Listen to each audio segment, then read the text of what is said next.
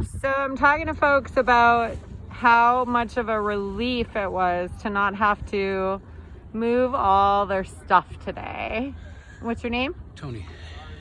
What was it like today, Tony? Well, it was good because we had the inclement weather with the rain, which we're not used to out here.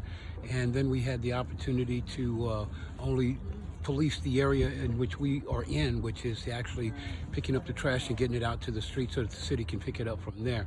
So there was an effort to show some type of sanitation today, and that is customarily done with the rain that we have that reprieve from them, as far as that is concerned. But as far as not having to move the stuff, when the weather is as bad as it has been, you're talking about mud, you're talking about dry spots that are continually to be dry where we're at, and then, moving just for all of 20 minutes that they're out here, and that's what really makes it kind of kind of not worth it. I mean, they're only out here 20 minutes from the time they start to clean until the time they finish.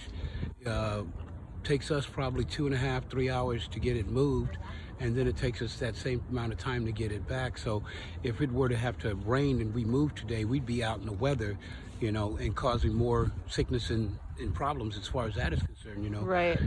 It takes quite a bit of time to dry out here, when the sun's not as warm as it is during the summer.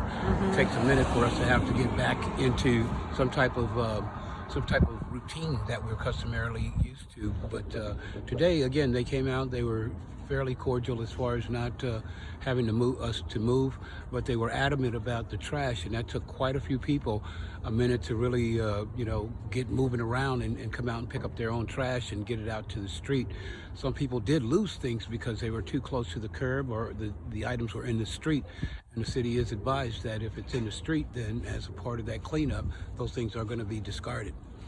Yeah, so And what would be, like, if you could say something to, say, the mayor of Phoenix, what would you say? I would say, Mayor, you and the council have to look at what we're trying to get done out here as far as a collective community, and that is get us into housing, number one, and number two is to lessen the obstruction on our behalf, where that we're not so ostracized, if you will, by the community. Maybe a Monday, Friday cleanup to give us a couple of days, to